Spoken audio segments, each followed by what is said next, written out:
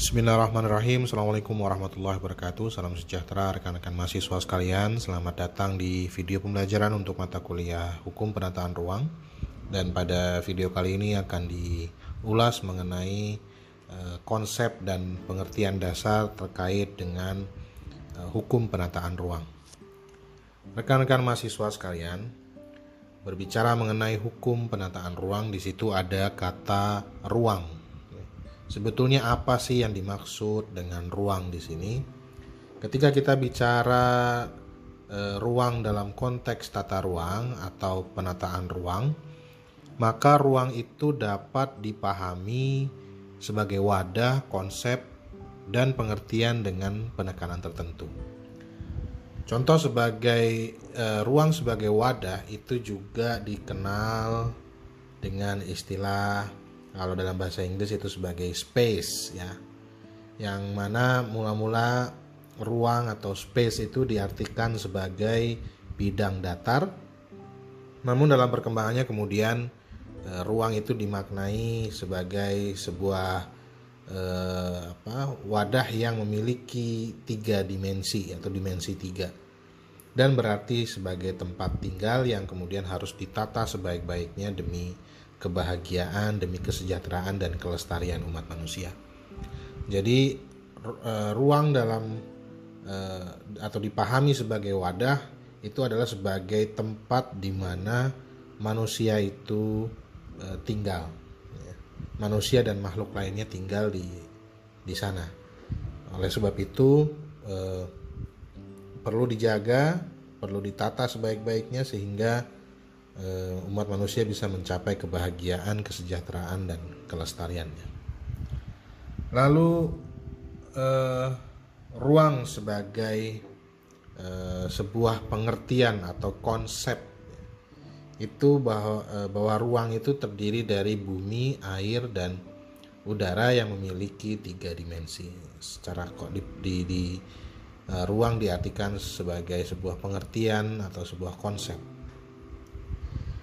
Rekan-rekan mahasiswa sekalian, menurut Karmono Mangun Soekardjo bahwa yang dimaksud dengan ruang itu adalah sebuah wadah kehidupan manusia beserta sumber-sumber daya alam yang terkandung di dalamnya, meliputi bumi, air, udara sebagai satu kesatuan. Jadi ruang dimaknai sebagai sebuah wadah kehidupan manusia beserta sumber daya alam yang terkandung di dalamnya, di mana sumber daya alam itu meliputi bumi, air, udara sebagai satu kesatuan. Menurut Undang-Undang Penataan Ruang yang lama, Undang-Undang Nomor 24 Tahun 1992, di pasal 1 butir 1 ditegaskan definisi mengenai ruang. Ruang dimaknai sebagai wadah yang meliputi ruang daratan, lautan, dan udara sebagai satu kesatuan wilayah di mana tempat manusia dan makhluk lainnya hidup dan melakukan kegiatan serta memelihara kelangsungan hidupnya. Jadi yang bisa dipahami bahwa ruang itu adalah sebagai sebuah wadah. Wadah bagi siapa? Wadah bagi manusia dan makhluk hidup lainnya, di mana wadah itu meliputi daratan, lautan, dan udara, di mana wadah itu adalah tempat di mana manusia dan makhluk hidup lainnya itu menjalani kehidupan dan melakukan kegiatan serta memelihara kelangsungan hidupnya. Itu adalah definisi ruang menurut Undang-Undang 24 tahun 92. Di undang-undang yang baru nomor 26 tahun 2007, Undang-Undang tentang Penataan Ruang pasal 1 butir 1, ini ada penambahan definisi ya, penambahan pemaknaan terhadap definisi ruang. Tambahannya adalah di situ ada kata termasuk ruang di dalam bumi. Jadi ruang itu adalah wadah yang meliputi bukan hanya ruang darat, ruang laut maupun ruang udara, tetapi juga termasuk ruang di dalam bumi sebagai satu kesatuan wilayah. Ya. Ada tambahan juga sebagai satu kesatuan wilayah. Jadi ada penambahan kata termasuk ruang di dalam bumi sebagai satu kesatuan wilayah, di mana wadah itu adalah tempat manusia dan makhluk lainnya hidup, melakukan kegiatan dan memelihara kelangsungan hidup. Jadi perbedaannya hanya penambahan ruang, ya, termasuk ruang di dalam bumi. Dari uraian mengenai definisi ruang berdasarkan Undang-Undang Penataan Ruang yang lama dan yang baru, jika kita bandingkan, maka Undang-Undang Penataan Ruang yang baru 26 tahun 2007 itu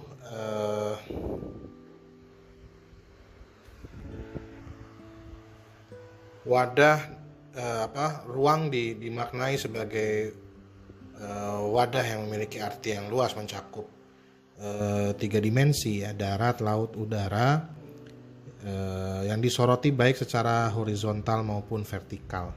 Dan vertikal itu pun bukan hanya ketinggian tetapi juga kedalaman, ya.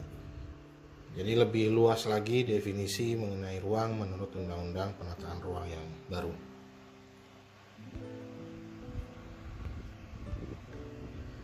Rekan-rekan mahasiswa sekalian, lalu apa yang dimaksud dengan tata ruang? Ya. Berbicara mengenai hukum penataan ruang, bicara mengenai penataan ruang, kata dasarnya adalah tata ruang. Tata ruang dengan penekanan pada aspek tatanya dimaknai sebagai pengaturan susunan ruangan suatu wilayah atau daerah atau kawasan, sehingga tercipta persyaratan yang bermanfaat secara ekonomi, sosial, budaya, dan politik, serta menguntungkan bagi perkembangan masyarakat wilayah tersebut. Ya, pengaturan susunan ruangan suatu wilayah atau daerah.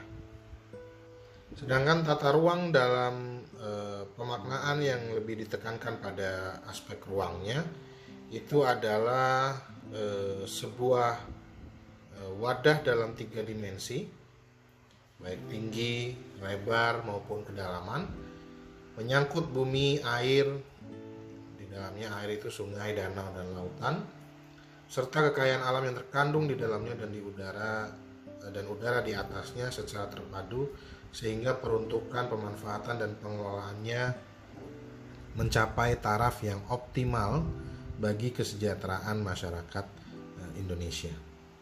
Jadi kalau tata ruang lebih ditekankan pada aspek tatanya itu adalah sebagai sebuah pengaturan susunan ruangan. Sedangkan pada aspek ruangnya, maka ruang apa saja yang diatur?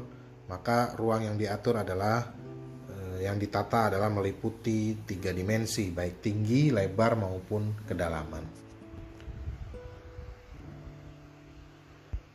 Rekan-rekan mahasiswa sekalian, menurut Undang-Undang Penataan Ruang,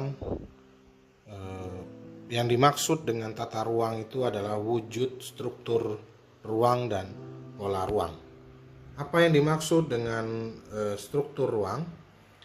Struktur ruang adalah susunan pusat-pusat permukiman, sistem jaringan prasarana dan sarana yang berfungsi sebagai pendukung kegiatan sosial ekonomi masyarakat yang secara hierarkis memiliki hubungan fungsional.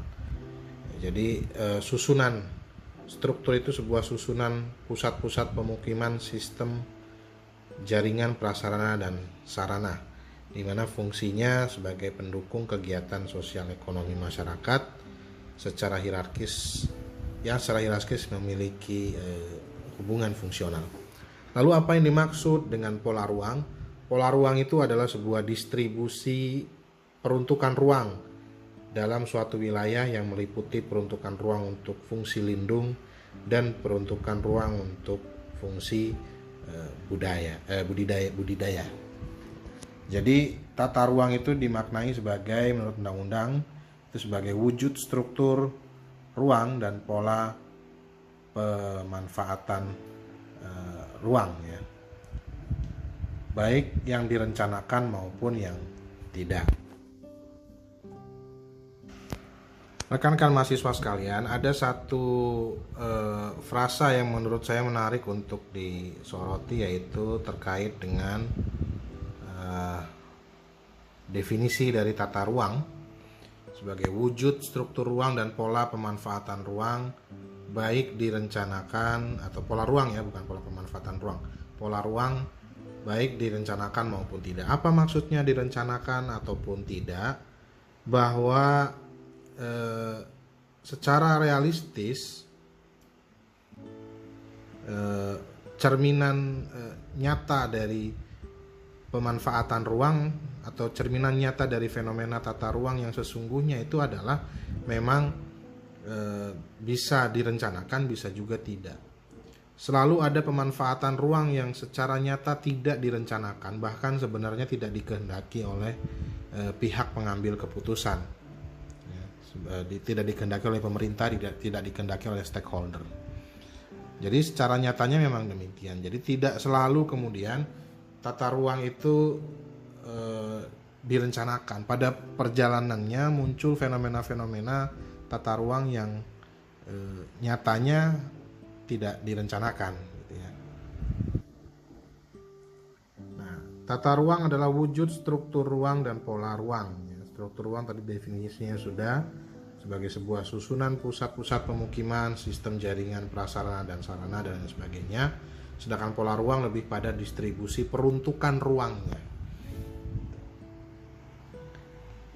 Rekan-rekan mahasiswa sekalian, selanjutnya apa sih yang dimaksud dengan penataan ruang? Tadi ruang sudah, tata ruang sudah, maka apa yang dimaksud dengan penataan ruang? Penataan ruang itu adalah suatu sistem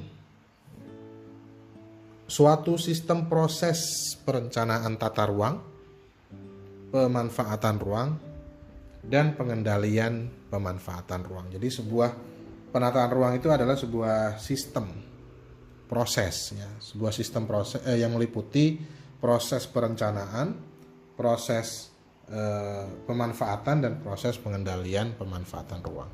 Jadi kalau bicara mengenai hukum penataan ruang, maka hukum yang mengatur atau meliputi proses tiga ini, baik proses perencanaannya maupun proses pemanfaatan ruangnya maupun proses pengendalian pemanfaatan ruangnya. Jadi apa yang dimaksud, nanti kita akan bahas ya, apa yang dimaksud dengan perencanaan tata ruang, pemanfaatan ruang, dan pengendalian pemanfaatan ruang.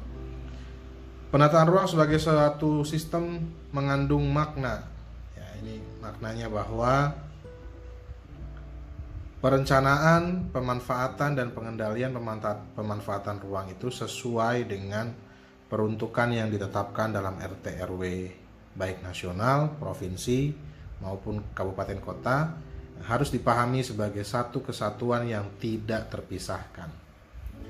Jadi perencanaan, pemanfaatan, dan pengendalian pemanfaatan itu sebagai satu kesatuan yang tidak terpisahkan,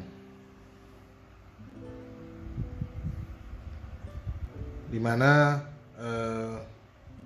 perencanaan, pemanfaatan, dan pengendalian pemanfaatan ruang ini itu sesuai dengan peruntukan yang ditetapkan dalam RT RW nasional, provinsi, maupun kabupaten kota.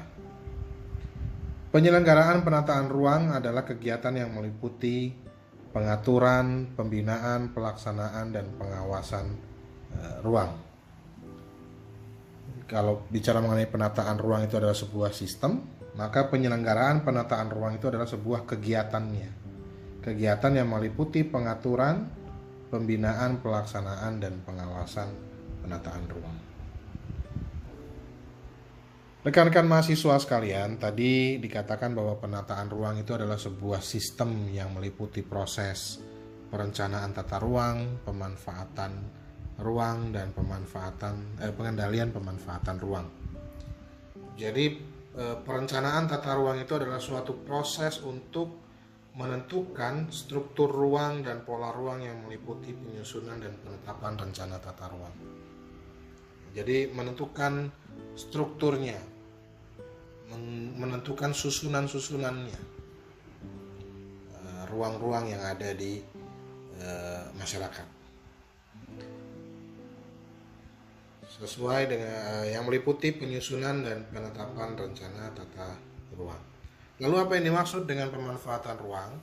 Pemanfaatan ruang itu adalah upaya untuk mewujudkan struktur ruang dan pola ruang sesuai dengan rencana tata ruang. Jadi tadi bahwa penataan ruang itu adalah wujud tata ruang itu adalah sebagai wujud dari struktur ruang dan pola ruang, maka pemanfaatan ruang itu adalah upaya untuk mewujudkan itu. Dengan upaya untuk mewujudkan struktur ruang dan pola ruang adalah dengan melakukan pemanfaatan ruang. Mewujudkan susunan ruangnya seperti apa, lalu bagaimana distribusi peruntukan ruangnya, itu ada di pemanfaatan ruang, mana melalui penyusunan dan pelaksanaan program beserta pembiayaannya. Lalu yang terakhir, yang ketiga adalah pengendalian pemanfaatan ruang. Ini adalah upaya untuk mewujudkan tertib tata ruang, benar-benar dilaksanakan baik di proses di semua proses yang ada, di semua tingkatan dari penataan ruang. Rekan-rekan mahasiswa sekalian, sebagai penutup bahwa sebelum akhir ya, menjelang akhir, bahwa perencanaan tata ruang wilayah itu mencoba merumuskan usaha pemanfaatan ruang secara optimal dan penataan ruang secara efisien bagi kegiatan usaha manusia, yang berupa pembangunan sektoral, daerah, swasta, atau masyarakat yang ingin dan dapat dicapai dalam kurun waktu tertentu. Jadi perencanaan itu berusaha merumuskan usaha pemanfaatan ruang secara optimal. Jadi tidak baik kalau kemudian pemanfaatan ruang itu dilakukan tanpa ada sebuah perencanaan. Meskipun secara faktual, secara nyatanya dalam realitasnya terkadang tata ruang juga tidak sesuai dengan peruntukan ya, karena fenomena-fenomena yang ada di masyarakat mengarah seperti itu. Ya, contoh saja misalnya bahwa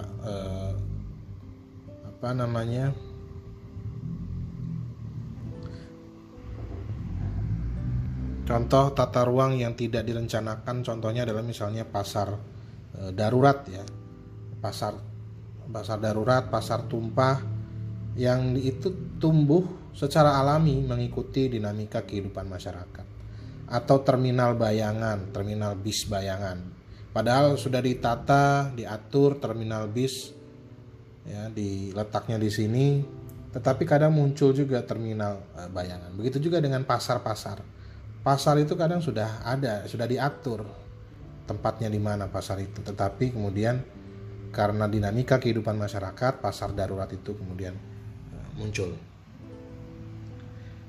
Rekan-rekan mahasiswa sekalian, mustahil kalau kemudian pemanfaatan ruang itu dilakukan tanpa adanya sebuah perencanaan. Kalau pemanfaatan ruang dilakukan tanpa perencanaan, maka yang terjadi adalah terancamnya kehidupan manusia, ketidakteraturan kehidupan manusia. Karena manusia tinggal di ruangan bumi ini ya. Kalau kita katakan sebuah bumi Indonesia itu adalah ruang di mana tempat kita tinggal. Oleh sebab itu, pemanfaatan ruang juga perlu adanya perencanaan. Selain itu juga perlu ada sebuah upaya pengendalian pelaksanaan pemanfaatan ruang. dilakukan melalui kegiatan pengawasan dan penertiban. Kegiatan pengawasan dilakukan dengan bentuk pelaporan pelaksanaan atau pemanfaatan rencana, lalu pemantauan terhadap pelaksanaan rencana tersebut secara kontinu, kemudian peninjauan kembali dan revisi untuk meninjau sejauh manakah pelaksanaan rencana dan bagaimana penyesuaian jika terjadi penyimpangan. Rekan-rekan mahasiswa sekalian, karena begitu pentingnya penataan ruang, maka muncullah kemudian satu disiplin ilmu baru, yaitu hukum penataan ruang, untuk menjawab kebutuhan masyarakat terkait dengan penataan ruang, kebutuhan masyarakat maupun pemerintah. Di mana konsep dasar penataan ruang, hukum yang paling mendasar terkait dengan hukum penataan ruang adalah yang tertuang di dalam pembukaan Undang-Undang Dasar 1945 alinea keempat. Melindungi segenap bangsa Indonesia dan seluruh tumpah darah Indonesia, dan untuk memajukan kesejahteraan umum, mencerdaskan kehidupan bangsa, dan ikut melaksanakan ketertiban dunia. Jadi berdasarkan pembukaan ini alinea keempat, maka negara punya tanggung jawab untuk menghadirkan ruang wilayah di mana manusia dan makhluk lainnya hidup dan melangsungkan kehidupannya, itu menjadi sebuah wadah kehidupan yang layak dan memang mendukung bagi kehidupan manusia. Dan itu merupakan tanggung jawab dari pemerintah sesuai dengan amanat pembukaan Undang-Undang Dasar 1945. Lalu lebih ditegaskan lagi di pasal 33 ayat 3 Undang-Undang Dasar Negara Republik Indonesia tahun 1945, bahwa bumi, air, dan kekayaan alam yang terkandung di dalamnya dikuasai oleh negara dan dipergunakan sebesar-besarnya untuk kemakmuran rakyat. Jadi makna dikuasai ini bukan kemudian dikuasai seenaknya, tetapi dikuasai secara bertanggung jawab demi tercapainya kemakmuran rakyat Indonesia. Saya kira seperti itu dulu yang bisa disampaikan pada video kali ini. Saya sangat berharap ulasan dalam video ini dapat atau mudah dipahami dan juga bermanfaat bagi Anda.